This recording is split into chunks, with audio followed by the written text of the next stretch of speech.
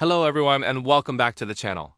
Today, we're continuing our journey through American history, exploring the 11th through 20th Presidents of the United States from Zachary Taylor to James A. Garfield. Like the first 10 presidents, These leaders faced enormous challenges, including political tensions, sectional divisions, and moments that would test the very survival of the nation. But through their words and actions, they left lessons about duty, courage, integrity, and service that remain relevant today. let's begin with Zachary Taylor, the 11th president. Who served only a short time from 1849 to 1850. Despite his brief term, his legacy is about duty above all. Taylor once said, "I have always done my duty. I am ready to die." In today's world, it's easy to avoid responsibility. But Taylor reminds us that true leadership means placing the nation's needs above personal comfort or safety. He also said, "Bravery is not the absence of fear, but the mastery of it." Leadership isn't about being fearless, it's about acting rightly despite fear.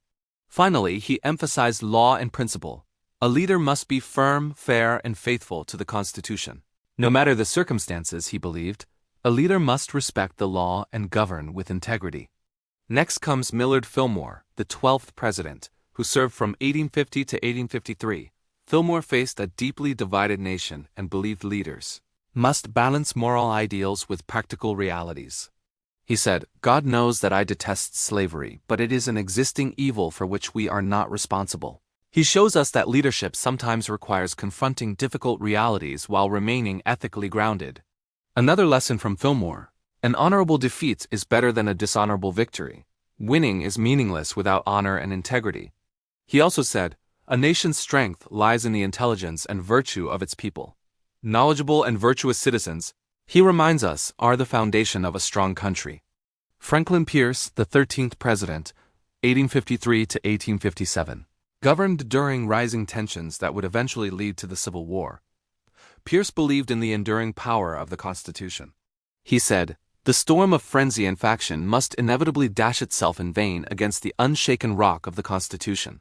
Political chaos cannot destroy a nation grounded in principle." He also emphasized law and civic responsibility.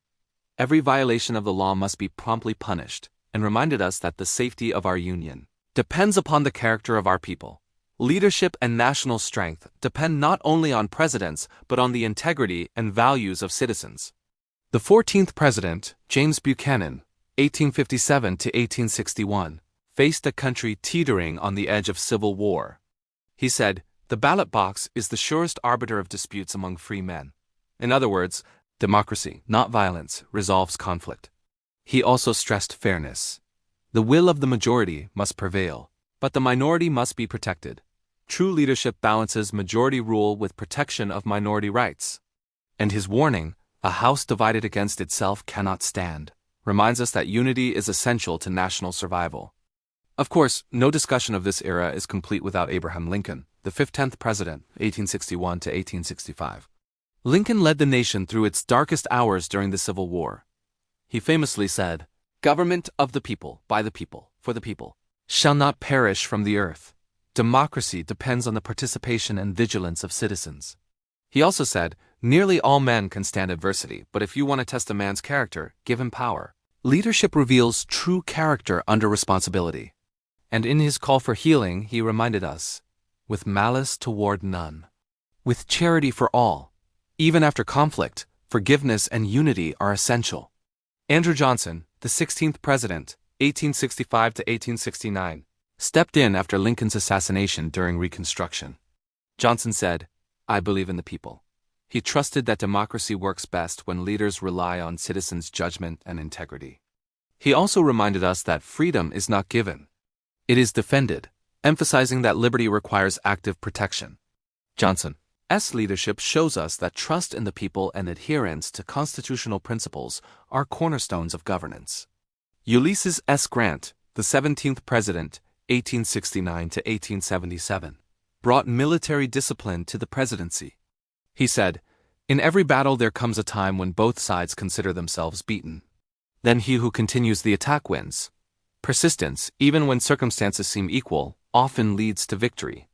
Grant also said, "Hold fast to justice and truth," reminding us that integrity guides every decision. He believed, Freedom is worth fighting for, highlighting the importance of defending rights and liberties. The 18th President, Rutherford B. Hayes, 1877 to 1881, focused on healing a nation after the Civil War. Hayes said, "He serves his party best who serves his country best." Leadership, he teaches, is about prioritizing the nation over personal or political gain. He also reminded us that the merit of a leader lies not in words, but in deeds. True leadership is measured by actions, not promises. James A. Garfield, the 19th President, 1881, had a brief term but left a lasting legacy. He said, "The truth will set you free. Learning will enlighten you. Education and knowledge empower ethical leadership and informed citizenship." He also emphasized service. The duty of a leader is to serve, not to be served. Leadership is about responsibility and service, not privilege. Finally, Chester A. Arthur, the 20th President, 1881 to 1885, transformed controversy into opportunity through civil service reform.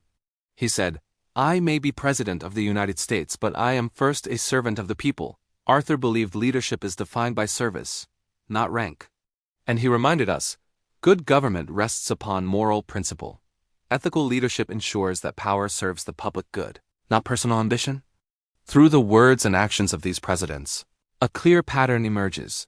Leadership is not about popularity, wealth, or time in office. It is about courage, integrity, service, and vision. Taylor teaches us duty, Fillmore the value of compromise, Pierce constitutional devotion, Buchanan the importance of unity, Lincoln the power of moral leadership, Johnson trust in the people, Grant persistence, Hayes reform, Garfield learning, and Arthur principle. These presidents remind us that liberty is preserved not just by laws but by educated citizens, that unity strengthens a nation, and that courage and responsibility define true leadership. Thank you for joining me on this journey through history. If you found value in this video, please like, subscribe, and share your thoughts in the comments. Which president inspires you the most, and why? I'd love to hear your perspective.